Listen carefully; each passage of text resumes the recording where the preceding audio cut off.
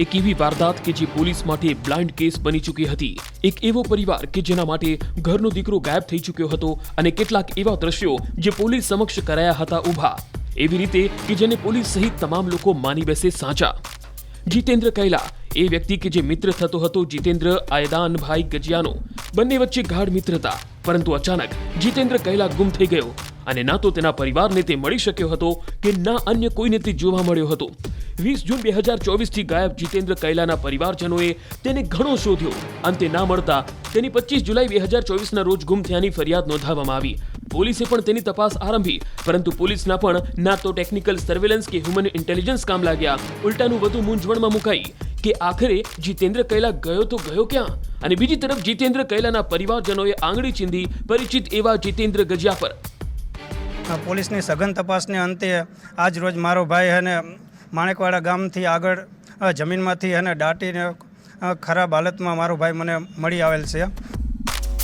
આ દરમિયાન પોલીસની કેટલાય દિવસોની એક સઘન તપાસમાં અચાનક એક કડી હાથ લાગી અને એ સ્થળ પર જઈ પહોંચી કે જ્યાંથી પોલીસને લાશ મળી મૃતક જીતેન્દ્ર ગજિયાની। પરિજનોને સ્થળ પર બોલાવી લાશ અને તેના કપડાં તથા અન્ય વસ્તુઓ બતાવતા તે જીતેન્દ્ર કૈલા હોવાનું જાણવા મળ્યું કે પોલીસ જે પ્રકારે આખા કેસને લઈને અવઢવમાં હતી તે કેસ બ્લાઇન્ડ તો હતો, સાથે એવી ફિલ્મી સ્ટોરીને મળતો આવતો હતો જે દરેકના મનને ગેરમાર્ગે દોરે, એ વિચારવા મજબૂર કરી દે કે જીતેન્દ્ર કૈલા ગુમ થયો હશે, ના કે તેની કોઈએ હત્યા કરી હશે। પરંતુ આ તમામ પર પાણી ત્યારે રેડાઈ ગયું અને સત્ય ત્યારે બહાર આવ્યું જ્યારે પોલીસને સાચા દ્રશ્યો હાથ લાગ્યા। જીતુ ગજિયાએ મારા ભાઈ સાથે નાણાકીય ઉચાપત કરી અને મારા ભાઈ સાથે દગો કરી, ખોટું બાનાખત કરી અને મારા ભાઈને એને ગોંધી એની ઓફિસે ગોંધી રાખી અને મારી નાખેલ હતો। સવાલો તો અનેક ઊભા થઈ રહ્યા હતા જ્યારે પોલીસે આરોપી જીતેન્દ્ર ગજિયાને દબોચ્યો।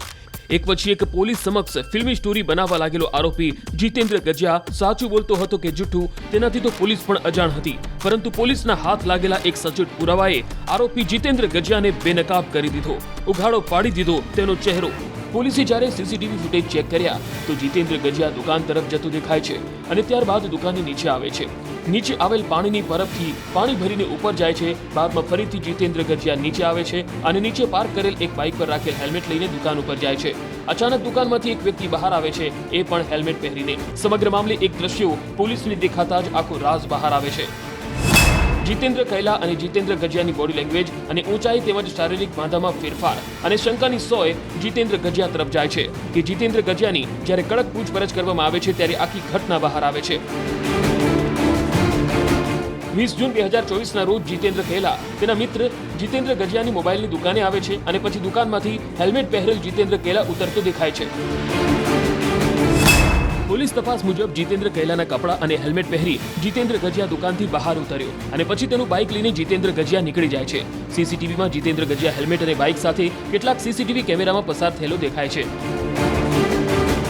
થોડા સમય બાદ તે પોતાની દુકાને આવે છે, એ પણ કપડાં બદલીને, અને ત્યાં જ પોલીસની શંકા સાચી ઠરે છે કે જીતેન્દ્ર કૈલા ઉપર ગયો હતો અને જીતેન્દ્ર કૈલા જ નીચે ઉતર્યો હતો। તો પછી જીતેન્દ્ર ગજિયા કેવી રીતે નીચેથી પોતાની દુકાનમાં ઉપર જાય?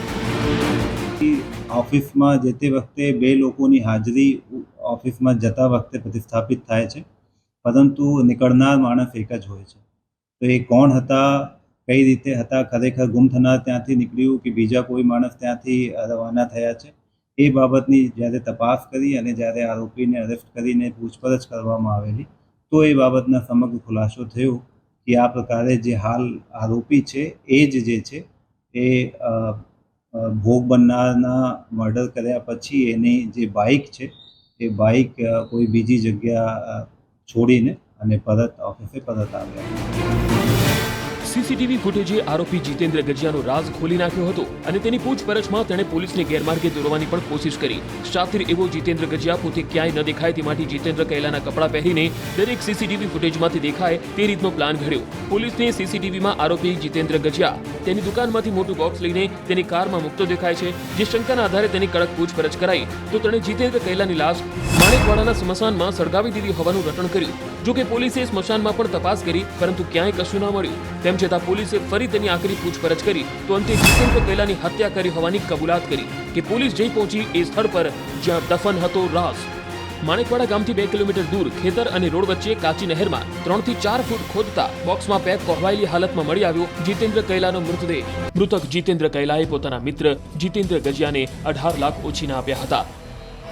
જે રૂપિયા પરત માંગતા જીતેન્દ્ર ગજિયાએ આનાકાની કરી. ખૂબ જ શાતિર અને ચાલાક એવો જીતેન્દ્ર ગજિયા ટેકનિકલનો ખૂબ જ સારો એવો જાણકાર હતો. વારદાતના દિવસે 20 જૂન 2024ના રોજ જીતેન્દ્ર કૈલા તેના મિત્ર જીતેન્દ્ર ગજિયાની દુકાન પર આવ્યો અને રૂપિયાની માંગણી કરી. જે ન આપવાનું કહેતા જ બંને વચ્ચે રકઝક થઈ અને આવેશમાં આવીને જીતેન્દ્ર ગજિયાએ પોતાના જ મિત્ર જીતેન્દ્ર કૈલાનું ગળું દબાવી હત્યા કરી દીધી. પોલીસથી બચવા માટે જીતેન્દ્ર ગજિયાએ બનાવ્યો પ્લાન અને આખા કેસમાં પોલીસને ગુમરાહ કરવા માટે મૃતકના મોબાઈલમાંથી પરિવારજનોને કર્યા મેસેજ. આઈપીએલમાં દેવું થઈ ગયું છે, તેથી હું જઉં છું. 6 મહિના પછી પત્ની અને બાળકોને લઈ જઈશ. એટલું જ નહીં, જીતેન્દ્ર કૈલાના મેસેજની વિશ્વસનીયતા અપાવવા આરોપી જીતેન્દ્ર ગજિયાએ તેના મિત્ર વિરુદ્ધ કરી ખોટી અરજી અને રૂપિયા લઈને નાસી ગયો અને છેતરપિંડી આચરી હોવાનું જણાવ્યું, જેથી ગુમ જીતેન્દ્ર કૈલા પર અવિશ્વાસ અને જીતેન્દ્ર ગજિયા પર લોકોને વિશ્વાસ બેસે. માણેકવાડાથી 2 કિલોમીટર દૂર ખેતર અને રોડની વચ્ચે પાણીના નિકાલ માટે બનાવાયેલી કાચી નહેરમાં 3 થી 4 ફૂટ ખાડો ખોદી બોક્સમાં પેક જીતેન્દ્ર કૈલાનો મૃતદેહ દાટી દે છે.